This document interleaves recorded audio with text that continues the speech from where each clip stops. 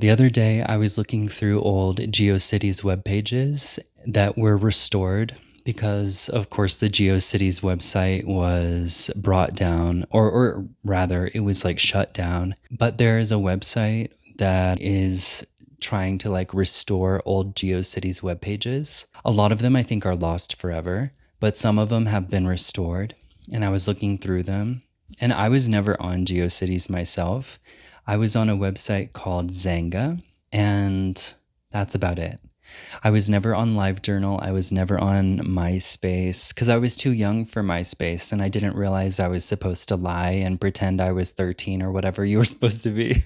GeoCities, I think I just never saw the purpose, but a lot of other people used it, and it was basically just a way to create a landing page for yourself, a way of saying, like, here's me, here's who I am, here's where I live, here are my friends, this is the stuff that I'm into and find cool and like to talk about, blah, blah, blah. It was basically like not a resume. It was like a resume if you were like trying to find friends, basically, rather than trying to find a job. It was like a resume for finding friends. It was basically like, who am I? Here's what I like, etc. And there were so many people who created GeoCities web pages. I was looking through these pages and they're like 30 years old at this point. And it made me realize a lot of the people who created pages were in their 40s back in the 90s or their 50s back in the 90s. And if you think about it, a lot of them are probably dead, because it's 30 years later. They would be in their 70s and 80s. A lot of those people would be. And then other people would have been in their 20s back then and they'd be in their 50s now. So they may still be alive, but you never know. They could have also died too. So you never know.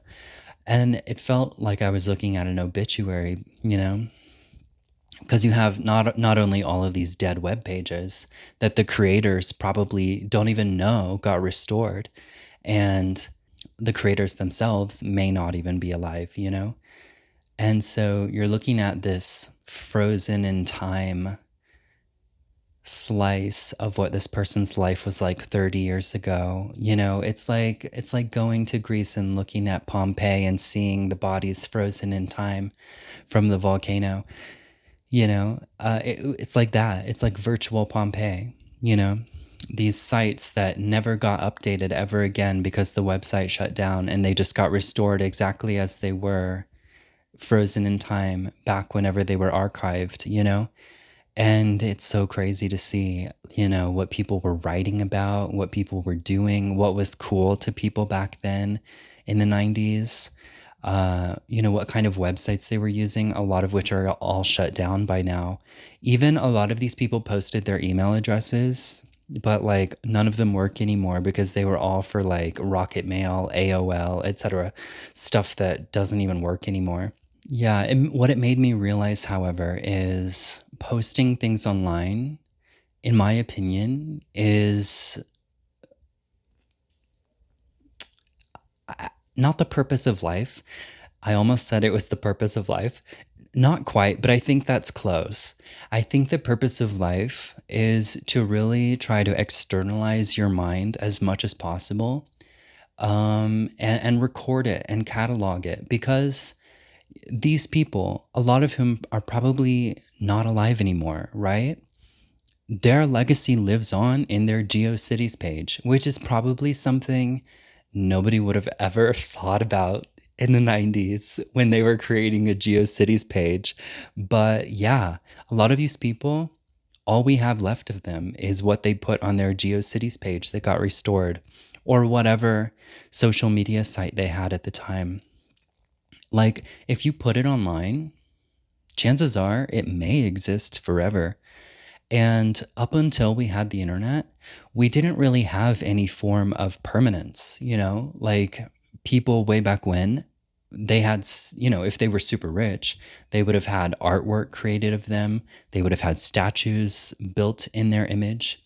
And even those are not permanent, right? Even stone deteriorates and decays and disintegrates over time. And paintings can get lost. They can be destroyed. But when something is on the internet, it's kind of hard to destroy it because other websites archive it. And it's also code, so you can't really destroy code, especially if other websites have archived it, if there's multiple copies of it, if somebody downloaded it, etc. Once it's online, it's pretty sticky. It's hard to get rid of it. I think celebrities find this out all the time when there's something that's online that they don't want to have online and they try to get rid of it. But as soon as somebody downloads it and distributes it, it's basically permanent, You can't get rid of it. I mean, this is something I think about a lot. So, this is obviously biased in my own perspective and opinion, but I think about my legacy a lot. I think about, I'm never going to have any kids. So, what is the world going to remember me by? And I feel like for me, the only thing the world really could have to remember me by is whatever I post online, because whatever is posted online can last a really, really long time, possibly forever. Not even people last forever, right? Like having kids is not a form of permanence at all. I think, writing things down, especially in some sort of virtual medium like a blog or in video form or photographic form. I know that this is becoming perhaps complicated with the rise of artificial intelligence and fake images and fake videos and even what are those things called? Deep fakes, where videos are created of a real person that makes a real person look like they're saying and doing things. Yeah, the permanence we used to enjoy, I don't know. I don't know how much longer that will actually last. Oh, that's a really good point. I didn't even think about this until I started to talk about it. Will people be remembered by things that never even happened, things that weren't even real? Because how would you be able to tell the difference? I mean, with GeoCities, it was such primitive technology, uh, and from the time period, there was no fake images or videos. So, I mean, Photoshop existed, but like things that were Photoshopped were obvious because it wasn't very good. But now AI can produce images and videos that are indistinguishable from real sometimes. Also, other times it's obvious, but it's only going to get closer and closer to real until we can't tell the difference anymore. And it's like that more often than not, possibly every time. And then it makes me wonder, how are we even going to believe that somebody online is real? How will you believe that I'm real if I'm making this video right now? But an AI could produce this same video in seconds that looks like some dude in his room talking to a camera. Like, how would you even know that this isn't fake? You know what I mean? Eventually, I feel like we're going to have social media that has like ID verification that proves that you're a real person. But even if you did that, you could still, upload your image into some AI video creator and say, make a video of me doing X, Y, and Z. You know what I mean? Like you could create your own fakes of yourself. But I do also question what the internet will even look like 30 years from now. Because, I mean, even in 2026, we already have so many images and videos that look real, even though they're not. And that's obviously going to be exponentially worse 30 years from now.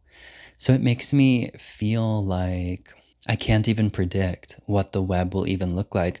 I wonder if we'll have some sort of mass exodus from the web as people start being frustrated by it because they don't know what to believe anymore. Because if it's online, there's no way to authenticate if it's even real, right? I mean, that's already slightly true right now. Um, but I mean, like, I still feel like right now, things that are not real are still easy to discern. And things that are real are obvious. Like, this is obviously real. And videos like this, that are like not polished, not very edited, etc. I feel like it's really easy to authenticate them as real because AI has a very like hyper polished, you know, larger than life sort of look to it where everything looks perfect.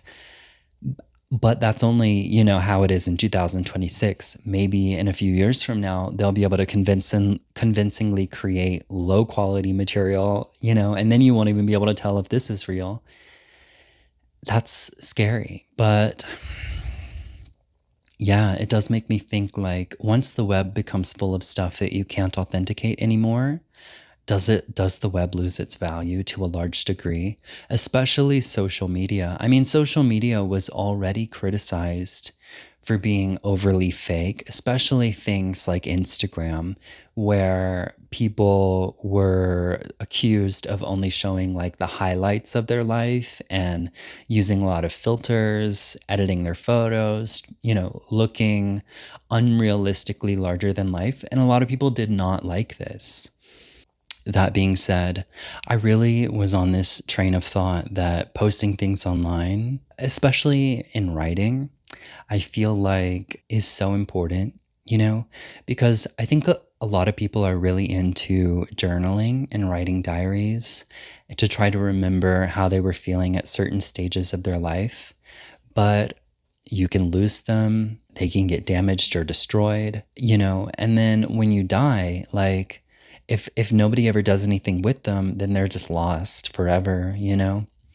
But if it's online and it's publicly available and everybody can go to it and read it or see it or whatever, then you have, this scenario where somebody could eventually restore it one day, like what happened with these GeoCities websites. They can be restored, other people can browse them. And by the way, I will leave a link to these restored GeoCities pages in the description because it's so interesting to look through history like that.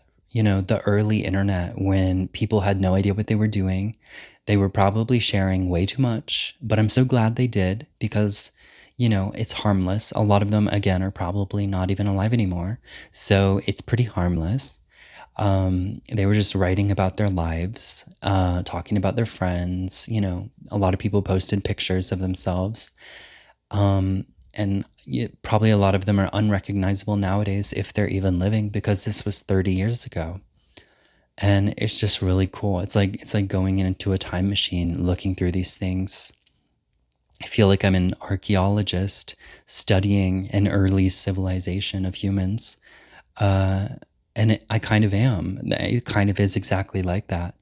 And yeah, I feel like it has given me a new respect for blogging and just writing publicly about my life, because it makes it more permanent when it's online.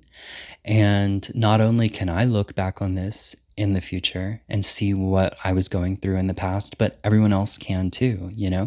Like 30 years from now, if I happen to not be here anymore, my things that I've posted online, videos and blog posts and images, like they can live on potentially forever. That was a lot of thoughts all at once. So let me know if you had any thoughts about any of that. What do you think the future of the internet will look like? How do you think that we will evolve as a society who uses social media and uses the internet? How do you think we will use it differently 10 years from now, 30 years from now? Do you think there's any value in blogging or posting things online? I think there is. I'm going to keep doing it. Let me know what you think. I'm really curious to know.